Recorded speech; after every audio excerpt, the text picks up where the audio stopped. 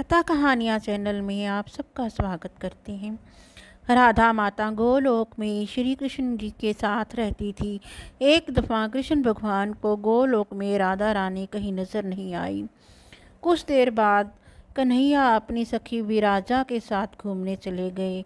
ये बात जब राधा रानी को मालूम हुई तो उन्हें गुस्सा आया और वह सीधे कन्हैया जी के पास पहुंची। वहां पहुंचकर उन्होंने श्री कृष्ण को काफ़ी भला बुरा कहा। राधा रानी का ये रवैया भगवान श्री कृष्ण के प्यारे मित्र श्री धामा को बिल्कुल अच्छा नहीं लगा। श्री धामा ने उसी वक्त बिना कुछ सोचे समझे राधा रानी को पृथ्वी पर जन्म देने का श्राप दे दिया। राधा को इतने गुस्से में देखकर कृष्ण भगवान की सखी विराजा भी नदी के रूप में वहां से चली गई। राधा ने श्री धामा से श्राप पाने के बाद उन्हें राक्षस कुल में पैदा होने का श्राप दिया। राधा जी द्वारा दिए गए श्राप की वजह से ही श्री धामा का जन्म शंखचूड़ दानव के रूप में हुआ। आगे चलकर वही दानव भगवान विष्णु का परम भक्त बना।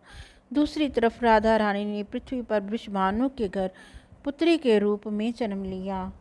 राधा रानी का जन्म वृषभानु जी के घर तो हुआ, लेकिन उनकी पत्नी देवी कीर्ति के गर्भ से नहीं।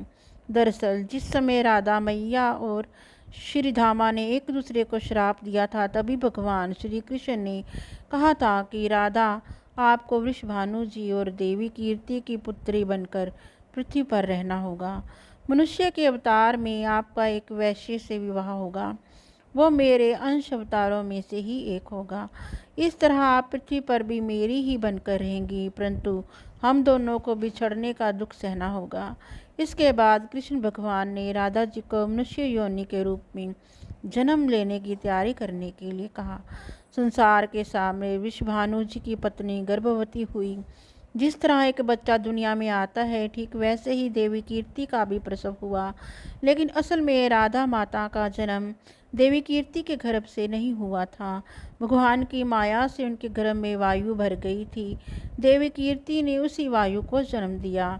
इस दौरान उन्हें प्रसव पीड़ा हो रही थी और वहाँ राधा माता के रूप में एक प्यारी सी कन्या ने जन्म लिया।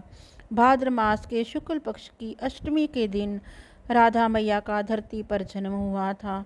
तभी से हर साल इस दिन को राधा अष्टमी के रूप में मनाया जाता है।